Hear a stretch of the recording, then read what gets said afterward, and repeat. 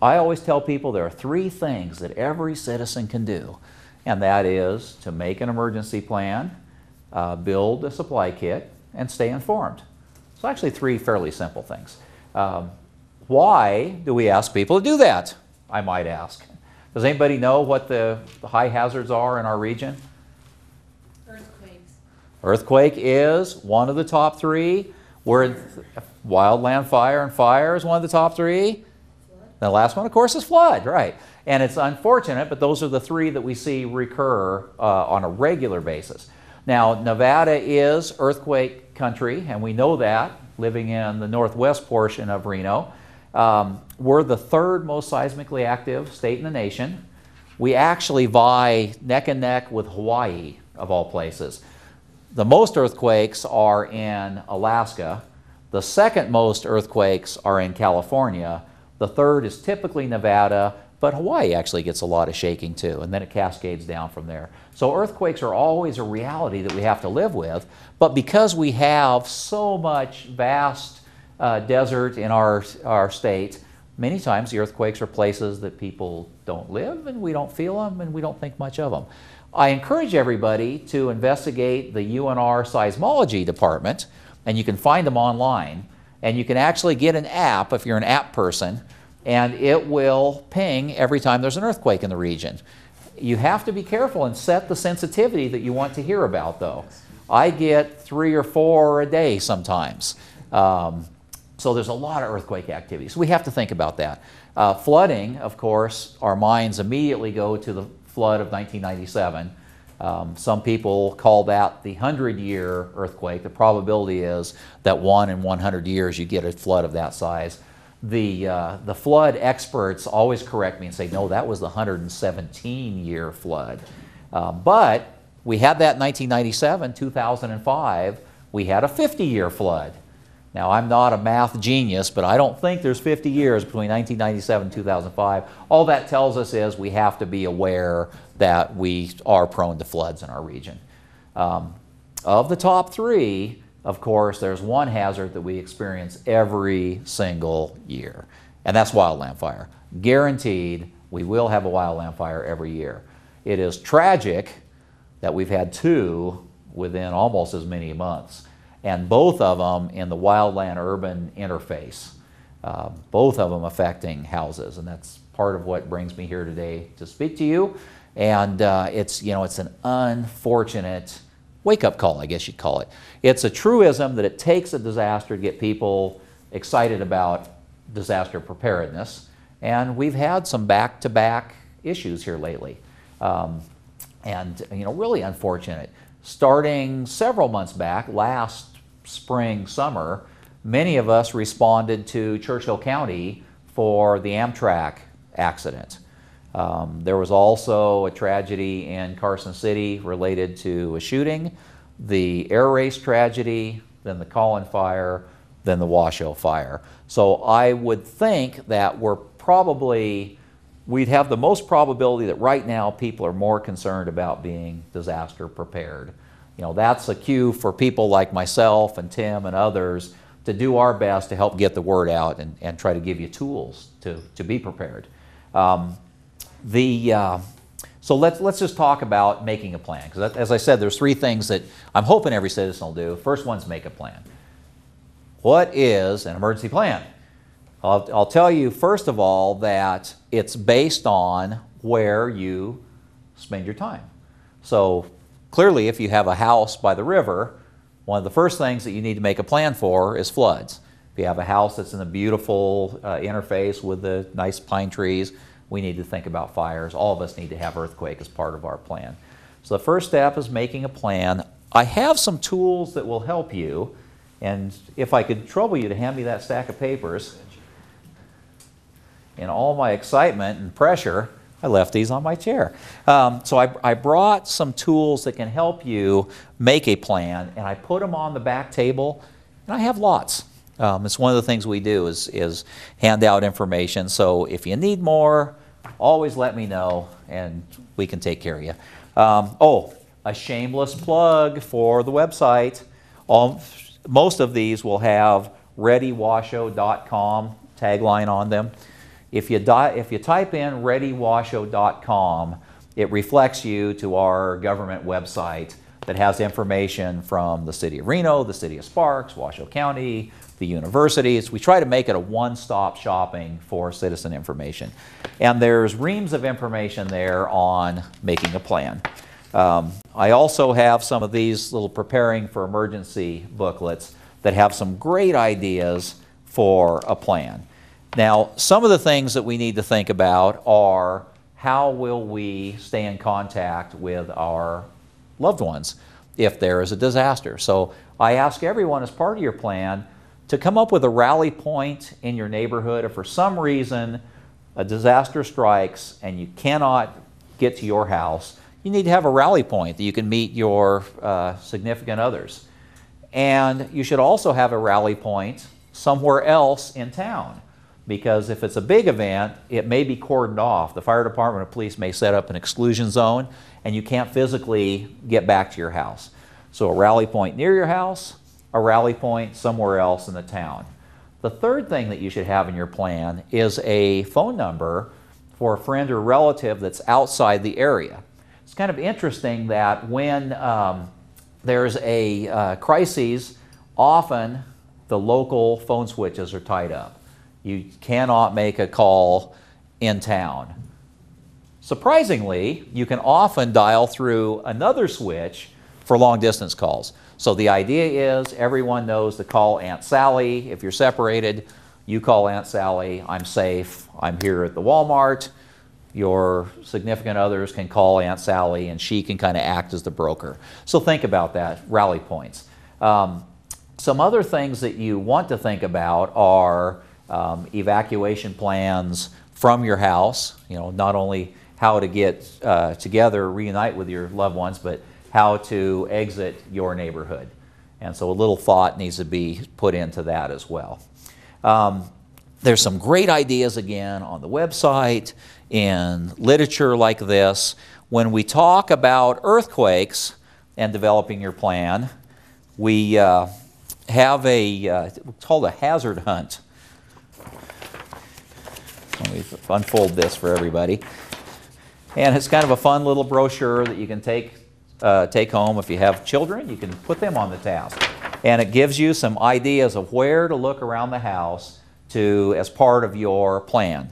Some of the simple things are, have you strapped down your water heater so it doesn't fall over and cause a problem? Do you know where your gas shutoff is? Heavy bookcases, have you secured those to the wall? Cabinets, do you have you can use the little child-proof latches. They'll keep your cabinet doors from coming open and things coming out of the house. So home hazard hunt is a great piece of your emergency plan.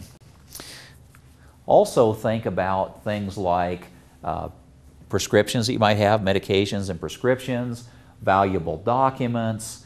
You know, if a fire, especially recently, we've seen several examples of this. In the case of a fire, you want to have your documents secured either in a nice to-go package, preferably in a safe deposit box, and copies, because you may have to prove your own identity, and people don't think about that sometimes. That extends a little bit to cash or money. You have to be careful because sometimes when there's electricity outages and things like that, you can't use an ATM machine.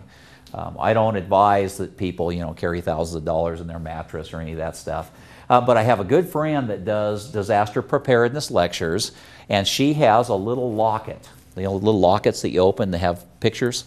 And as part of when she's talking about preparedness, she opens the locket and unfolds a $100 bill. She's carefully folded up and fits in her locket. And then she always tells everybody, and I think this makes me just a little bit more savable than the next person. And I'm not advocating that you buy your way out of trouble, but I am saying that to think a little bit about how to have access to cash, preferably in small bills. I apologize. I've kind of taken over a little bit of your place here. I can move it a little bit out of the way. So that's the first aspect of preparedness, to make a plan. The second one is to assemble a kit, and that's what I've imposed on Andrew and put things all over the desk space here. I just wanted to bring to your attention things that are in a disaster supplies kit. I suppose I should start by asking, how many days worth of supplies do you think the citizen should have? Any guesses? 10 days? 3 days?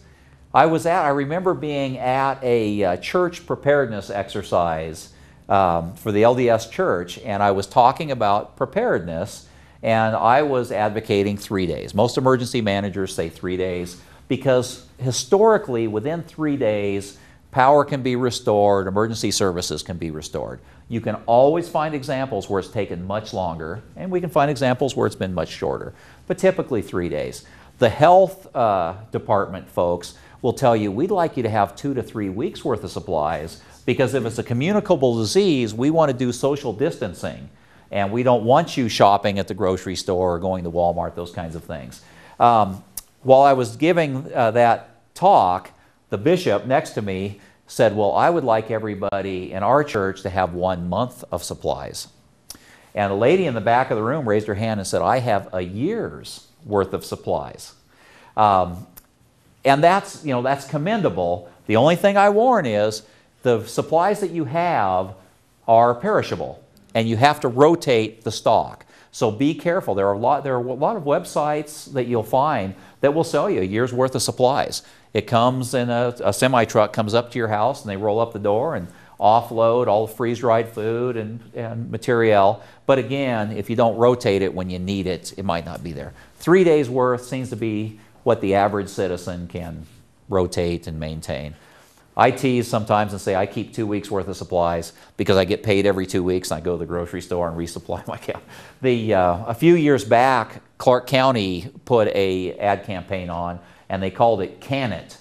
And the idea was that every time you went to the grocery store, buy a can or two of food and bring it back and build your kit that way. Sometimes it costs a lot to just go in cold and put together an emergency kit. These are some examples. This one is a Red Cross example, and what you'll notice about these is these are more portable kits that you might carry in your car or in your office. Where do we spend most of our time? I would like to tell you that it was home enjoying myself, but unfortunately for me, most of my time is at a place of work. So it's important to have an emergency kit at work because the nice one at the house won't do me any good if I'm at the office. And I also enjoy going to the Bay Area on occasion and going to our beautiful mountains. And if you're going to drive in a car in the mountains, especially in the winter in the Sierras, really good idea to have an emergency kit there. I always tell everybody I don't want to be that guy on TV that they're interviewing that's been sitting in my car for 4 days without food. I mean, every winter we see somebody like that. I don't want to be that person. So here's a Red Cross kit, water storage container, emergency poncho. Some first aid supplies are always good to have in your emergency kit. I chuckle a little bit at this. This is drinking water. It's a way to do it. I think it's probably better maybe to get a big jug of water personally, but this is drinking water in little pouches. Well, yeah, I do have a can of dehydrated water in my office, actually, that people tease me about. But this does bring up a good question. How much water should be in your emergency kit? 2 liters per person per day. I remember when we were going to go to the metric system, and I was so worried that I wouldn't be able to convert gallons to liters and all that. And then it all went away. I don't know whatever happened with that. But what we often say is 1 gallon of water per person per day. That's closer to 3.5 liters, isn't it? So 4.1 liters. Okay, see, I knew I should have paid more attention in math class. But yeah, so at least about 1 gallon per person per day. So that would be 3 gallons per person for your kit. And don't forget your pets. And I always tell everybody, especially if your pet is a goldfish. Little emergency management humor there. So, gallon per person per day. Now, clearly this is not 1 gallon per person per day, is it? One thing that you may want to do, I had some sons, and I ended up hiking all through the hills with them because they were Boy Scouts. And those of you that have been involved in youth leagues know that you always get rooked into being the leader, right? So always the same people that are running the Pop Warner or the softball team or the Girl Scouts or the Boy Scouts. So next thing you know, I'm the scout leader and I'm out there hiking around with these boys, and they get really thirsty.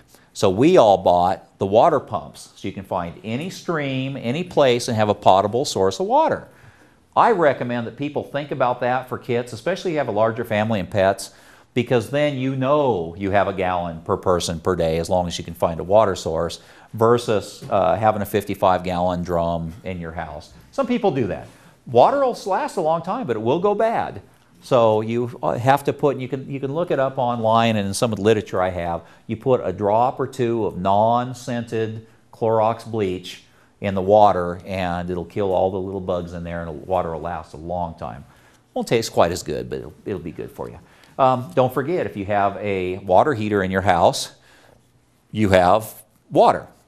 The trick is, are you going to have the presence of mind to, turn that off and save that as a potable water source? Some people in the Gulf Coast states, when the hurricanes are coming, will just fill their bathtubs, and then they have a source of water. So, but it's a gallon per person per day. Clearly, this is a portable kit, and this is not a gallon per person per day. You also need food. How much food do you need? I guess it depends on who you are and what level you're at. I think that's what the FDA says. That's probably about the healthy. Here is some great yummy food that you can put in your kit, and listen to how good this sounds. Doesn't that sound delicious? These, I think, are lifeboat rations, but you can go to stores and buy whatever your heart desires. Somebody told me one time, they said, oh, Slim Fast is actually something really good to throw in your kit because it has all the nutrients, and so I don't know, that's an idea. It's like the prison brick. Yeah. When you get in trouble in prison, they give you a brick for your food supply. Oh, well, I've heard of stale bread and water, but I hadn't heard of the brick. The brick has all the nutrients and vitamins and minerals. Aha. In pressed form. Okay, well, that would work. I don't know how delicious that would be. No, it's terrible. Flashlights, some more medicines are in here. Oh, we have to have batteries for a flashlight. And here's a little whistle. So these are just some ideas of things that might go in an emergency kit. The Red Cross is very good about putting these kits together. I don't know the current pricing. I bought some of these a while back so I could show people, and I don't feel comfortable telling you how much a Red Cross kit is nowadays. I can tell you the Red Cross is a great outfit. They put good stuff together, and they sell kits. Some of them are even family kits or office kits. You can tell them, oh, we have 20 people in our office. We'd like to put a kit together, and they'll sell that to you. It comes in a 55-gallon drum type of thing. I've seen them at some of the big box stores, ready-made kits. You can also buy kits on the internet, and I bought this off the internet a couple years ago.